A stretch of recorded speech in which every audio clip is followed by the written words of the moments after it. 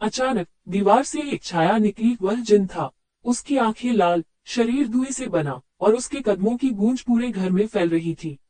आरव ने अपनी कलाई पर लटकाए मंत्र पढ़ने शुरू किए। जिन ने गुस्से में चीखा, तुम मुझे रोक नहीं सकते। पर हर बार जब आरव मंत्र पढ़ता, जिन कमजोर होता गया।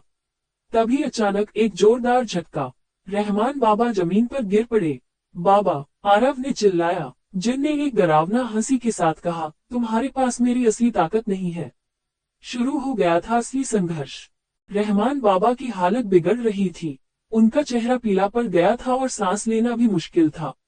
आरव घबराया हुआ था, लेकिन उसने मंत्र पढ़ना बंद नहीं किया। जिन ने अपना रूप बदला, उसकी आंखें अब और भी ज्यादा चमकने लगी और उसका शरीर धुएं के साथ अदृश्य होता जा रहा था। तुम समझते हो ये सब खत्म हो जाएगा? जिन ने गरजते हुए कहा। आरव ने हिम्मत जुटाई और कागज से उस खास मंत्र को पढ़ा जो बाबा ने दिया था। मंत्र की आवाज गूंजते ही जिनकी आवाज कमजोर पड़ने लगी। पर तभी हवेली की दीवारें दरकने लगी और अचानक छत से एक तेज धूप की किरण आई। उस धूप में अलीना आई। अब वह आईने से बाहर आ चुकी थी। आरव, मुझे माफ करना कि मैं तुम्हें सच देर से बताई। मैं भी तुम्हारे जैसे ही इस बंधन में थी, लेकिन अब मैं आजाद हूँ। तुम्हें मेरी मदद चाहिए। दोनों ने एक दूसरे की तरफ देखा। मिलकर ही हम उसे रोक सकते हैं। जिनकी आखिरी लड़ाई शुरू होने वाली थी। हवेली का माहौल भारी हो गया था। अलीना ने आरव का हाथ पकड़कर कहा, मैं जानती हूँ कैसे उसे कमजोर करना है, लेकिन इसके लिए हमें हवेली के नीचे बने प्राचीन तहखाने में जाना होगा। वहां छुपा है एक जादुई खजाना जो केवल जिनको ही बांध सकता है। आरव ने हामी भरी और दोनों तहखाने की ओर बढ़े। तहखाने के द्वार पर एक प्राचीन शिलालेख था। जो भी यहाँ उतरे, उसे अपने डर से लड़ना होगा। आरव ने दीपक जलाया और धीरे धीरे कदम नीचे रखा। अंदर का अंधेरा काला और घना था और हर कोना किसी छिपे हुए खतरे से भरा लग रहा था।